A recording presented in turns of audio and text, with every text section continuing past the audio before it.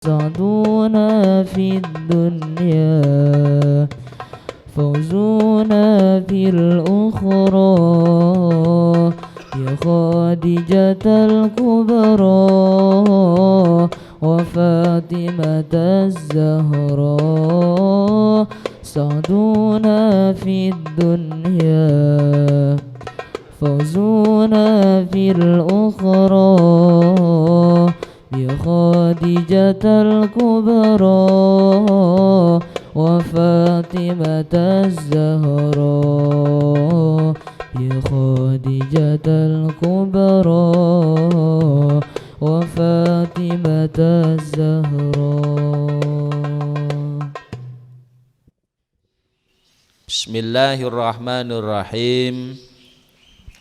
Alhamdulillahi rabbil alamin. Salatu wassalamu ala syarafil mursalin habibina syafi'ina qurrati a'yunina Muhammadin sallallahu alaihi wasallam wa ala alihi wa sahbihi wa man tabi'ahum bi ihsanin la yaumiddin. Amma ba'du, fala haula wala quwata illa billahil alil azim. Alhamdulillah, para bapak, para ibu, para santri, para pendengar Radio Perkasa FM, alhamdulillah enjing menika kita ditakdiraken Allah taksih pinaringan nikmat iman Islam, paringan sehat, saged mengikuti kajian kitab An-Nurul Mubin fi Mahabbati Sayyidil Mursalin karya Hadratus Syekh Kiai Haji Muhammad Hashim Asy'ari. Muga-muga kita sedaya angsal barokahipun, amin ya rabbal alamin. Terusaken bab niki taksih nerangne tentang mukjizatipun Nabi Muhammad sallallahu alaihi wasallam. Saderengipun perlu diketahui bahwa mukjizat itu adalah suatu perkawis ingkang luar biasa, boten kados biasane, khariqun lil adah, la yumkinu mu'aradatuha. Jadi jenenge mukjizat niku perkara sing aneh yang di luar logika manusia, sing boten saged dipun tentang, yang keluar dari lesan orang-orang yang mengaku menjadi seorang nabi. Niku mukjizat. Jadi memang mukjizat niku adalah pemberian Allah Subhanahu wa taala kepada seorang nabi, rasul, suatu perkara yang luar biasa di luar logika manusia sing boten saged dipun lawan. Benten kalian sihir. Beda dengan sihir. Kalau sihir itu amrun khariqun lil adah fi badir ra'yi, tumkinu mu'aradatuhu. Nek sihir niku perkara sing aneh di luar logika menungso ngian. Cuman sihir niku di luar logika menungso, ketoke hebat itu fi badi'ir ra'yi, hanya kelihatane mawon. Ketoke itu perkara sing luar biasa, tapi tumkinu mu'aradatuhu, kalau sihir isih iso dilawan. Kenapa? Li'annahu mabniun ala asbabin, karena sihir niku terjadi karena sabab-sabab. Enek sebabe. Man arafaha wa ta'atoha hasola ala yadi dzalikal amr. Sapa wonge sing ngerti sebabe, kemudian dia melakukan sebabe niku, maka dia akan memiliki, akan bisa melakukan sihir itu tadi. Nah niku nek sihir niku intine perkara sing aneh, tapi aneh niku hanya kelihatane tok, sejatine mboten aneh. Karena itu terjadi karena sabab. Dan bisa untuk dilawan, tumkinu mu'aradatuhu niku nek sihir.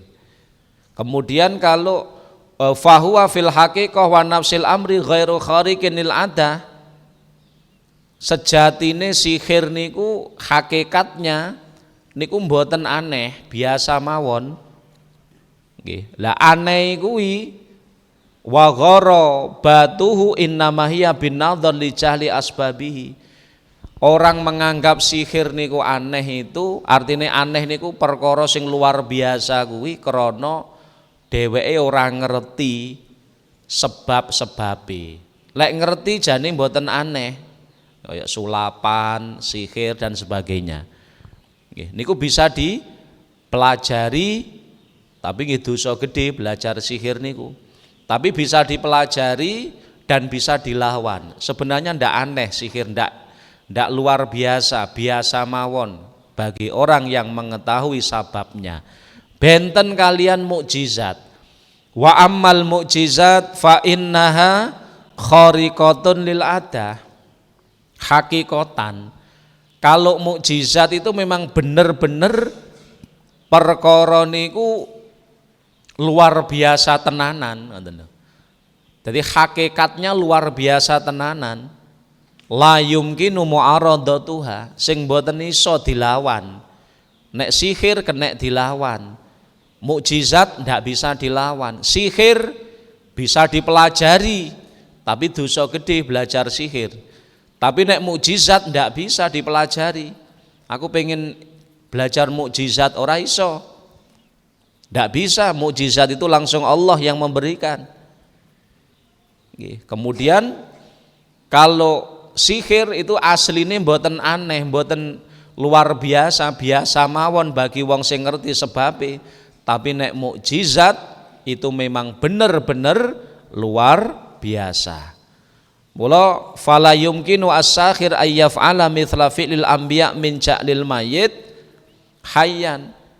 Maka tukang sihir ndak akan bisa melakukan apa yang dilakukan oleh para nabi, seperti menghidupkan orang mati. Ndak bisa. Sejatine kalaupun toh ketoke enek tukang sihir misale iso nguripi wong mati kuwi kok tipu-tipuane mripat kemawon. Tapi nek sejatine kalau seorang nabi dengan mukjizatipun misalipun menghidupkan orang mati ya urip tenanan. Nggih. Wa qalbil asa hayatan. Nggih, lek napa seorang tukang sihir kalaupun toh merubah tongkat dadi ula gitu mengetok-etokan tok.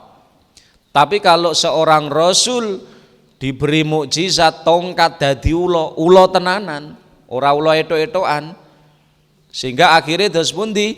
Walidha amanat saharatu Fir'aun bi Musa alaihissalam lamma sorot asahu hayatan hakikiyatan, hakikotan.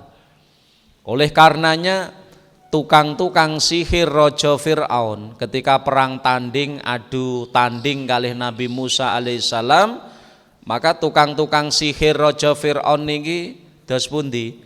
Dia mengeluarkan tongkat, napa tampar akhirnya dadi ula. Itu saharatul Fir'aun, sejatine dudu ula ya mung tampar. Nggih. Tapi akhirnya dilemparkan ketoke dadi ula.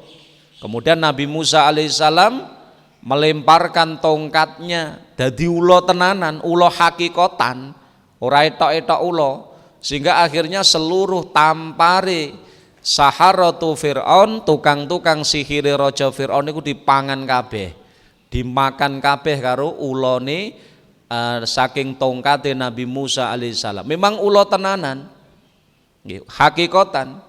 Akhirnya wabtalaat asiyahum wahibalahum lima'rifatihim bi anna hadza mimma la ya'ti bisihir. Akhirnya dos pundi?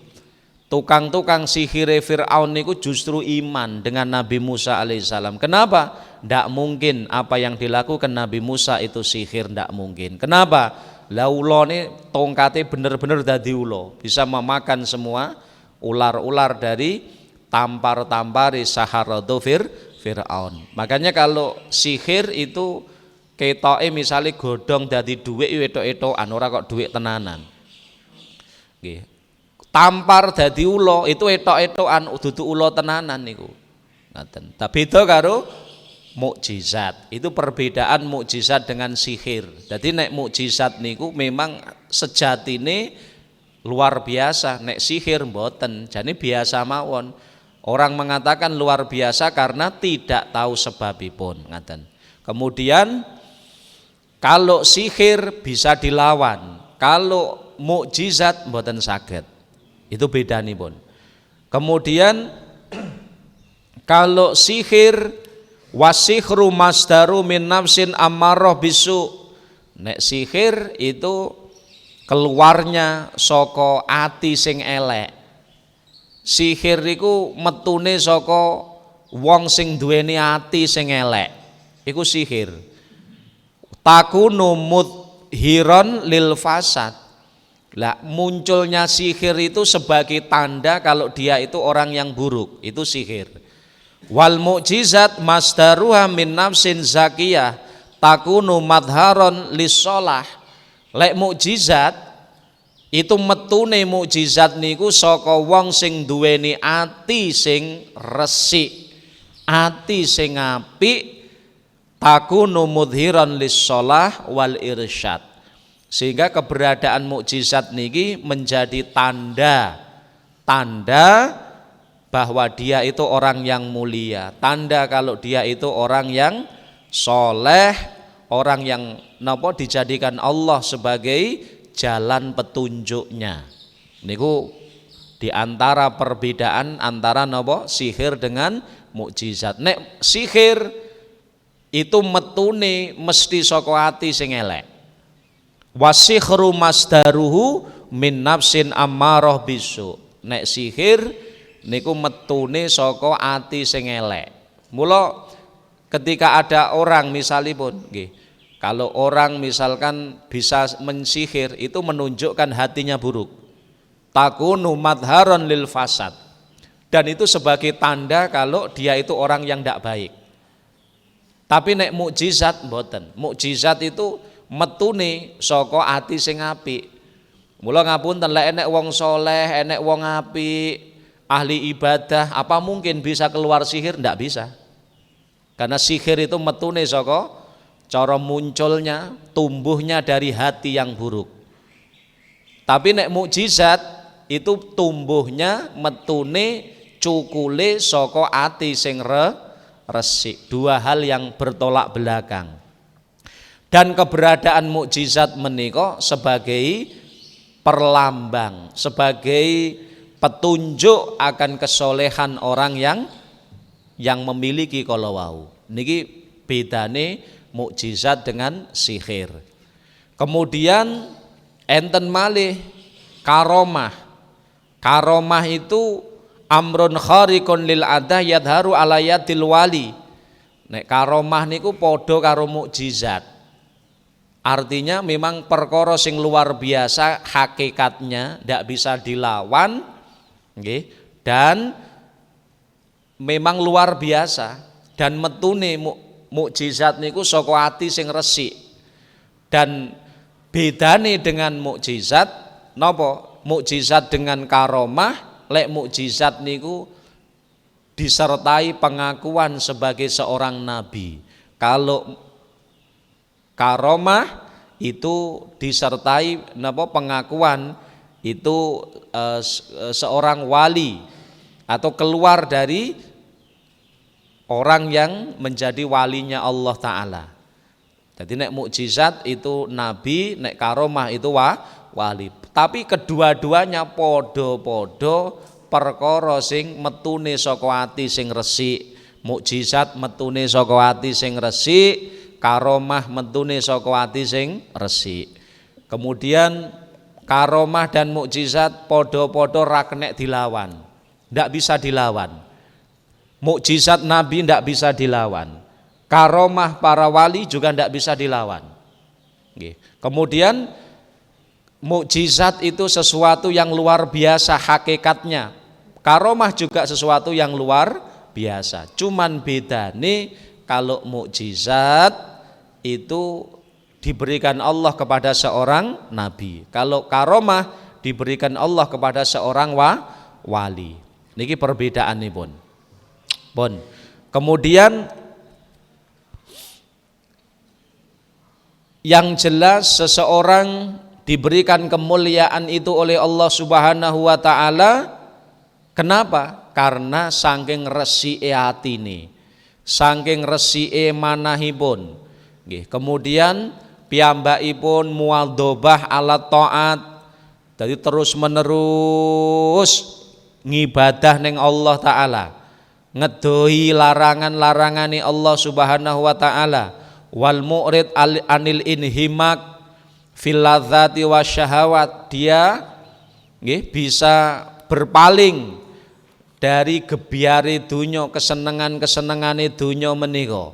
Lah itu akhirnya Allah Subhanahu wa taala memberikan kemuliaan kepada orang yang dipilihnya dengan karomah dan seterusnya. Niku ngoten. Jadi intinya karomah itu ndak bisa dipelajari, ya ora kenek diusahakne. Itu Allah sendiri yang memberikan sebagai tanda orang itu adalah orang yang mulia di sisi Allah Subhanahu wa taala. Nggih, niki perbedaan. Dadi kudu ngerti dhisik awake dhewe. Lah niki yang dibahas dalam dawuh menika adalah mukjizat. Mukjizat Nabi Muhammad sallallahu alaihi wasallam. Mukjizat itu berarti sesuatu yang aneh, nggih, memang kenyataannya aneh dan terjadi pada seorang nabi dan itu nyata, ngoten nggih. Dan adanya mukjizat menika ini menunjukkan sumbere saka ati sing resik, ati sing sae, ati sing bening. Dan termasuk mukjizat Nabi kita Muhammad sallallahu alaihi wasallam didhawuhke Hadratus Syekh Ki Haji Muhammad Hasyim Asy'ari, mukjizat Kanjeng Nabi niku katsiratun tablughul uluf. Saking kathahé mukjizat Nabi Muhammad niku nggih jumlahe ribuan, tablughu ulufan, jadi sampai ribuan. Nah, di antaranipun napa? Di antarane malih wa minha ma atla'a alaihi minal ghuyub wa ma yakun. Termasuk mukjizat Nabi Muhammad niku napa? Nggih niku perkawis sing diketokne Allah taala dhateng Kanjeng Nabi saking perkara-perkara gaib. Perkara gaib, perkara sing ora kena disawang mripat tapi Rasulullah menceritakan. Wa mayakunu lan perkara-perkara sing bakale kejadian pada zaman yang akan datang. Itu sudah dijelaskan Nabi Muhammad SAW. Wal ahadis fi hadzal bab bahrun la yudraku qa'ruhu wala yunzafu ghamruhu. Kemudian hadis-hadis di dalam masalah ini saking kathah ibarate kaya segara, nyegara hadise kathah sanget sing ora kenek di napa ndak bisa ditemukan dasarnya. Artinya dasar iki saking jerune, saking kathah hadis menika. Ibarate banyu sing bek niku ora kenek dikuras saking kathahipun. Jadi intine hadis tentang mukjizat Nabi Muhammad niku kathah sanget. Wa hadhil mukjizat min mukjizatihi al ma'lumah alal qat'il mutasil khabaruha ala tawatur likasrati ruwatiha. Mukjizat Kanjeng Nabi niki termasuk mukjizat-mukjizat sing pun maklum, pun diketahui secara umum, pasti nggih. Hadis-hadis niki mutawatir, mutasil mutawatir krana saking kathahipun rawinipun. Contone napa? Ka ikhbarihi sallallahu alaihi wasallam bimasari'il musyrikin yauma badrin. Termasuk informasine kabare saking Kanjeng Nabi bilih orang-orang kafir Quraisy, orang-orang kafir itu akan terbunuh yauma badrin pada perang Badar. Akhirnya kejadian tenan. Fakanu kamakol. Akhirnya saestu orang-orang musyrik niku podo mati terbunuh ketika perang Badar. Walam yujawizu masori'ahum, sehingga tidak ada yang melewati dari tempatnya tersebut. Jadi apa yang diceritakan Nabi Muhammad sebelum perang Badar itu kejadian plek. Artosipun napa? Orang-orang kafir Quraisy terbunuh dalam perang Badar tersebut, tidak bisa melewati perang Badar tadi. Akhirnya terjadi saestu. Ya karena mukjizatnya Nabi Muhammad menceritakan perkara sing gaib. Pada misalkan tahun ini akan kejadian ini, itu kalau Rasul mukjizat itu. Kemudian napa malih wa ikhbarihi biqadli Ubay bin Khalaf. Lalu Kanjeng Nabi menginformasikan bahwa Ubay bin Khalaf itu akan terbunuh. Saestu akhirnya terbunuh tenan. Wa ikhbarihi bi anna ta'ifah min ummati yaghzu al-bahr kal muluk alal asirah wa anna umma haram radhiyallahu anha minhum fakana kadzalik. Dan Kanjeng Nabi telah menceritakan bahwa sekelompok dari umat beliau itu akan perang di lautan, di segoro, kal muluk alal asirah, seperti halnya para raja-raja di atas singgasananipun. Wa anna umma haram radhiyallahu anha minhum, dan sesungguhnya Ummu Haram itu akan bersama mereka. Ini informasi ini Nabi Muhammad sebelum kejadian perang tadi. Fakana kadzalik, akhirnya saestu. Nggih, ketika napa datang waktu ini pun ternyata perang terjadi di lautan, di laut, perang laut. Ya, termasuk Ummu Haram ada di situ. Fakana kadzalik, itu saking mukjizatnya Nabi Muhammad SAW. Wa bi annahu yuftahu ala ummati ma arahullah lahu min masyariqil ardi wa magharibiha. Dan juga informasi perkara gaib yang diceritakan Nabi Muhammad SAW bahwa napa yuftahu ala ummati ma arahul ta'ala min masyariqil ardi. Jadi tanah jagat wetan sampai jagat kulon itu akan terbuka untuk umat Nabi Muhammad SAW. Nggih menika pada akhirnya besok akan Islam itu menyebar sampai jagat wetan sampai jagat kulon. Akhirnya kejadian saestu.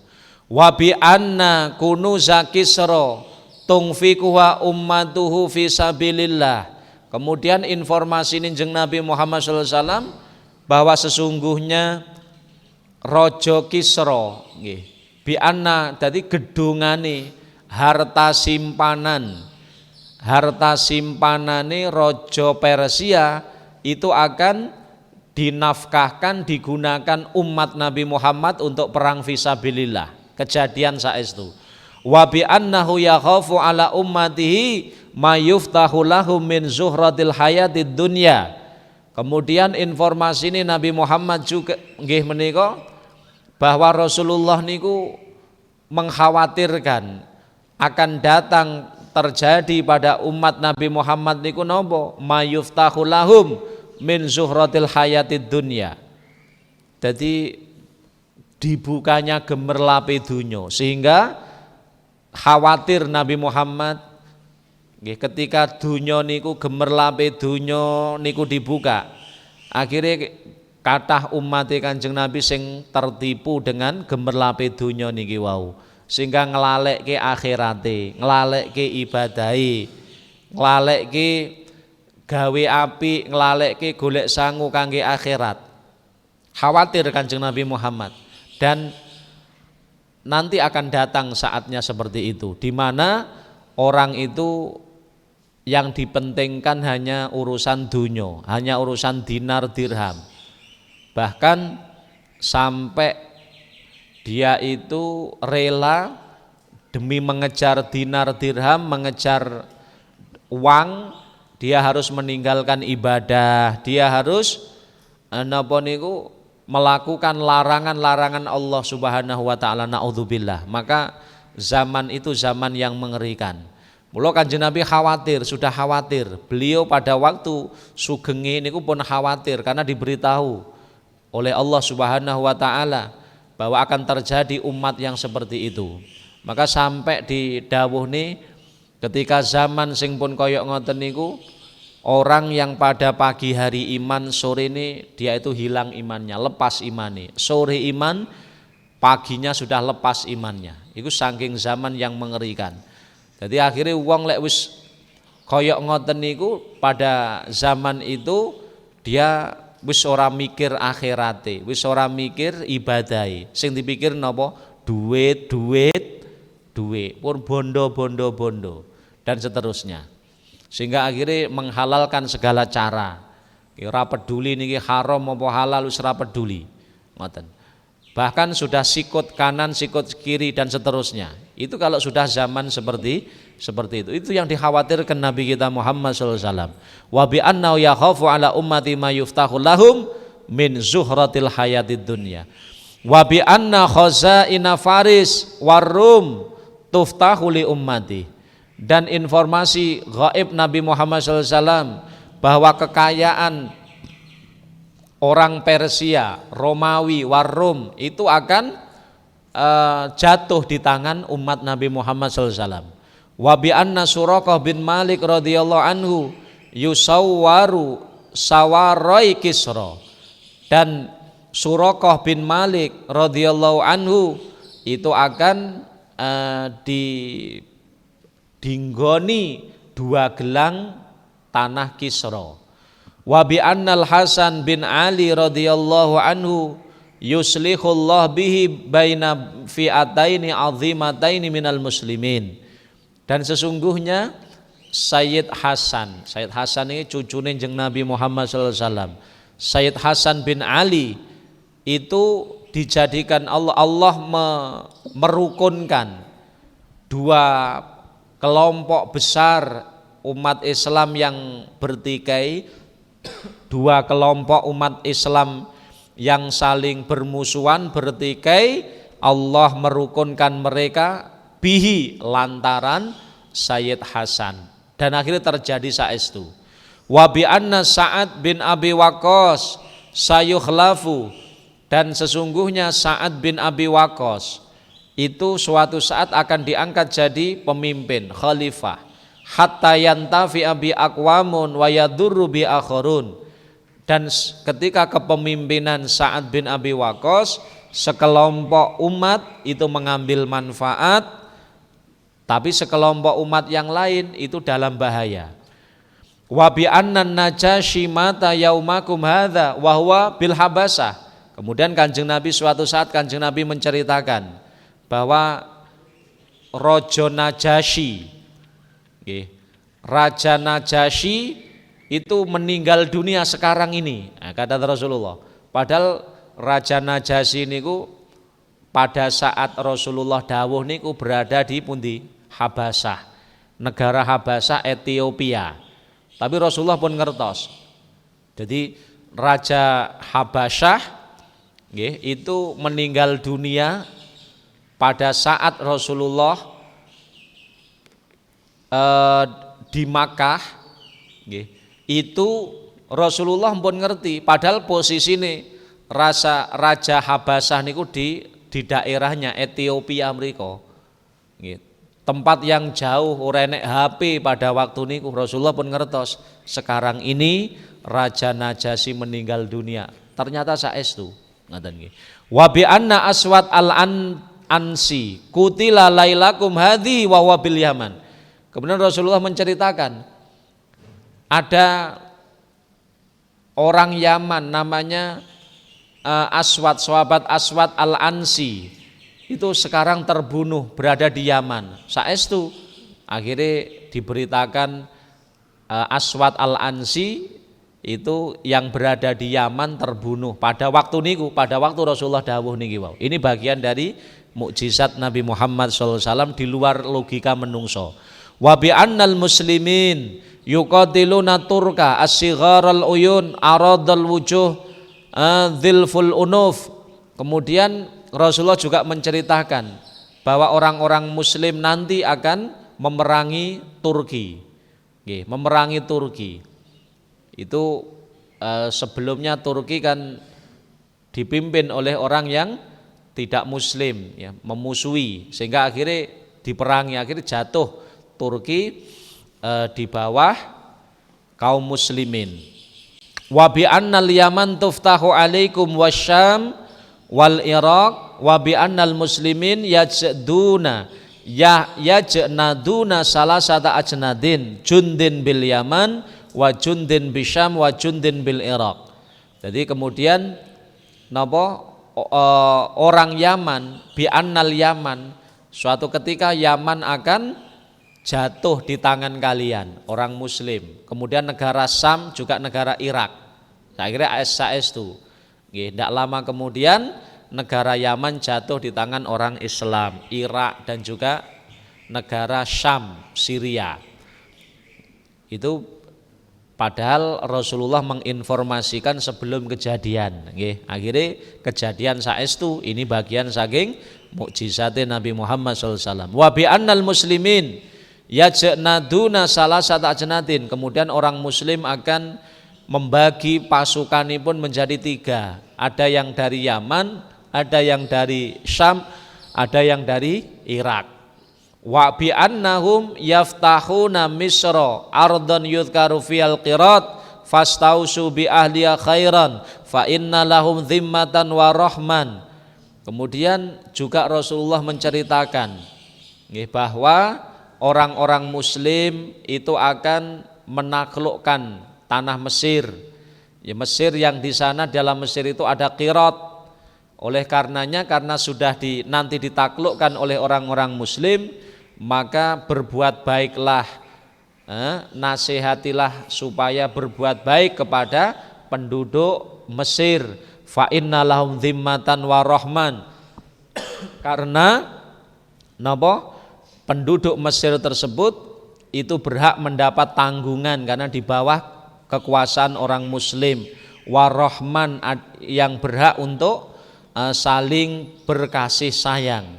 Wa bi anna Uwais al-Qarni yakdumu alaikum fi amdati ahlil Yaman. Kemudian Rasulullah juga menceritakan bahwa nanti akan datang kepada kalian semua Uwais al-Qarni. Uwais al-Qarni datang kepada kalian di Mekah bersama rombongan ahli Yaman. Kana bihi barosun. Uwais al-Qarni niku ciri-cirine dheweke duwe belang. Penyakit belang, akhirnya belange mari, baros, judam, akhirnya penyakitnya mari, hilang semua bekas-bekasnya kecuali illa qadaro dirham, kecuali mung sak kira-kirane sak dirham. Artinya sing enek bintik hitamnya itu kira-kirane sak dirham. Faqadama kadzalika ala Umar radhiyallahu anhu. Akhirnya saestu pada zaman Khalifah Umar bin Khattab ternyata Uwais al-Qarni datang. Akhirnya itu, dan termasuk Uwais al-Qarni itu hidup di zaman Nabi Muhammad SAW. Kemudian Uwais al-Qarni niku masturun fil ardi ma'rufun fis sama. Uwais al-Qarni niku orang yang neng dunyo, neng bumi niku ndak terkenal. Dia dianggap wong ino, tetapi neng langit Uwais al-Qarni niku masyhur banget. Sampai Kanjeng Nabi nanti wasiat datang Sayyidina Umar dan Sayyidina Ali bin Abi Thalib. Kalau nanti awakmu ketemu Uwais al-Qarni, sampaikan salamku kepadanya. Kemudian sampaikan salamku kepadanya, kemudian mintalah doa kepadanya. Itu pesannya Nabi Muhammad kepada sinten? Sayyidina Umar, Sayyidina Ali bin Abi Thalib. Sampai sahabat ken nyuwun donga ning ngene Uwais al-Qarni. Lah apa hebatnya Uwais al-Qarni? Uwais al-Qarni niku adalah seorang sebenarnya hidup di zaman Nabi Muhammad. Dheweke kepingin banget ziarah ke Kanjeng Nabi, kepingin petuk, cuman Mboten saged karena Uwais Al-Qarni menika gadah seorang ibu. Dia punya seorang ibu yang sudah tua renta. Tidak ada yang merawatnya kecuali dirinya. Maka kalau sampai Uwais Al-Qarni ini datang kepada Nabi Muhammad, siapa yang merawat ibunya? Akhirnya Uwais Al-Qarni ini tidak bisa ziarah silaturahim kepada Nabi Muhammad karena napa? Ngopeni sibuk ngopeni ibune menika. Nggih. Ngopeni ibuke menika. Iku Uwais Al-Qarni. Akhiripun amal niki lho yang menjadikan dia mulia. Dia itu mulia, ma'rufun fis sama masturun fil ardi. Neng langit terkenal banget, tapi neng bumi mboten. Akhirnya suatu ketika ibunya sudah meninggal, Uwais Al-Qarni itu berasal dari Yaman. Beliau berasal dari negara Yaman. Akhirnya Uwais Al-Qarni ketika ibunya sudah meninggal, maka beliau bersama rombongan orang Yaman untuk haji. Kemudian Sayyidina Umar, Sayyidina Ali bin Abi Thalib, kemudian beliau mencari namanya Uwais Al-Qarni ini. Setiap musim haji digoleki. Orang yang dari Yaman, adakah di antara kalian yang namanya Uwais Al-Qarni? Kalau kemudian pada saat itu ditanyakan, orang-orang yang lagi tawaf di Ka'bah niku ditakoni, adakah di antara kalian dari Yaman? Iya, kami rombongan dari Yaman. Apakah ada di antara kalian namanya Uwais Al-Qarni? Uwais? Oh iya, ada. Uwais lagi merawat kambing-kambing kita. Karena zaman biyen niku nek arep kaji niku sangune wedhus. Kambing dibawa dari rumah nanti untuk perbekalan. Di tengah perjalanan misalnya makan dibeles kambing dibeleh ya, disembelih kemudian dimakan bersama ngoten. Lah Uwais niku bagian ngopeni niku wau. Akhirnya ketika yang lain sama tawaf, Uwais Al-Qarni itu lagi mengembala kambing. Jadi ada di tanah lapang dengan kambing-kambing yang dipeliharanya. Akhirnya saestu Sayyidina Umar, Sayyidina Ali bin Abi Thalib mencari tempat tersebut. Akhirnya pun di tengah padang pasir, di situ ada kambing-kambing yang ada di tengah-tengah kambing ternyata Uwais Al-Qarni ada di situ. Pakaiannya compang-camping, ya klambine elek ngoten nggih. Tapi niki wau, Uwais lagi salat. Jadi di karo ngembala kambing niku dheweke lagi salat. Kemudian datang Sayyidina Umar, Sayyidina Ali bin Abi Thalib, beliau uluk salam kepada Uwais Al-Qarni. Setelah salam ditanyakan, apakah Anda namanya Uwais? Iya. Nah kemudian walhasil Sayyidina Umar menyampaikan salam Nabi Muhammad SAW. Jadi Rasulullah itu kirim salam kepadamu. Kemudian wahai Uwais doakan kami. Nah, itu Uwais Al-Qarni. Jadi Uwais Al-Qarni itu orangnya luar biasa. Ma'rufun fis sama, masyhur terkenal di langit senajan neng dunya ora terkenal. Sebab nopo? Baktine luar biasa kepada ibunya. Mula terkadang niki nggih. Terkadang orang itu akan dapat kemuliaan karena baktinya kepada orang tuanya. Nggih. Makanya kadang alangkah anehnya orang itu ketika dia itu sibuk mencari keberkahan dengan ziarah ke wali kono, tapi orang tuanya sendiri wali yang ada di rumahnya itu malah ora diopeni dan seterusnya. Mula ini sebagai pendidikan kagem kita sedaya, Uwais Al-Qarni mendapatkan derajat tinggi sampai Rasulullah kirim salam kepadanya, lalu memerintahkan Sayyidina Umar, Sayyidina Ali bin Abi Thalib untuk minta doa kepadanya barokah napa dheweke baktine neng ibunya. Itulah Uwais Al-Qarni. Dan informasi ini mukjizatnya Nabi Muhammad mengkhabarkan kepada para sahabatnya bi anna Uwais Al-Qarni yakdumu alaikum fi amdati ahlil Yaman. Wahai sahabatku, akan datang kepada kalian semua namanya Uwais Al-Qarni. Dia datang dengan rombongan orang-orang Yaman. Tandane Uwais Al-Qarni nopo? Kana bi barazun. Uwais Al-Qarni niku jane duwe penyakit belang. Buduken. Baros tapi sembuh akhirnya. Kecuali sing enek tipake niku mung kira-kirane sak dirham nggih. Faqaddama kadzalik ala Umar radhiyallahu anhu, saestu pada zaman Khalifah Umar bin Khattab Uwais Al-Qarni datang ke Mekah, akhirnya bisa ketemu dengan Uwais Al-Qarni tadi, Sayyidina Abu Bakar, Sayyidina Ali, Sayyidina Umar bin Khattab dan Sayyidina Ali bin Abi Thalib. Wa bi anna ta'ifah min ummati qaimuna 'alal haq, dan Rasulullah menghabarkan besok itu akan ada sekelompok umatnya, umat Nabi Muhammad, dia selalu menegakkan kebenaran, qahirina li aduwihim, yaitu dia menegakkan kebenaran melawan musuh-musuhnya, hatta ya'tiyahum amrullah, sampai datang keputusan Allah Ta'ala. Wahum kadzalik, dia dalam keadaan menegakkan perkara yang hak tadi. Kila, kemudian para sahabat bertanya, kila ya Rasulullah, wahai Rasul, wa ainahum, di mana mereka? Di mana mereka sekelompok umatmu yang terus-menerus menegakkan perkara kebenaran melawan musuh-musuhnya? Di mana mereka wahai Rasulullah? Qala, Kanjeng Nabi Muhammad dawuh, Baitul Maqdis, dia berada, sekelompok umatku yang terus menegakkan kebenaran adalah yang berada di Baitul Maqdis. Baitul Maqdis niku Palestina nggih. Niki napa di antara mukjizat Nabi Muhammad SAW ingkang dipun dawuhaken, yang diceritakan dijelaskan Hadratus Syekh Kiai Haji Muhammad Hasyim Asy'ari, pun muga-muga awake dhewe oleh barokahe nggih. Muga-muga Allah Subhanahu wa taala meloberkan keberkahan para orang-orang mulia kepada kita semuanya. Muga-muga awake dhewe oleh barokah kecipratan keberkahane wong-wong sing mulya menika. Amin Allahumma. Mekaten kirang langkungipun nyuwun pangapunten. Allahumma sholli ala sayyidina Muhammad wa ala ali sayyidina Muhammad. Alhamdulillahi rabbil alamin.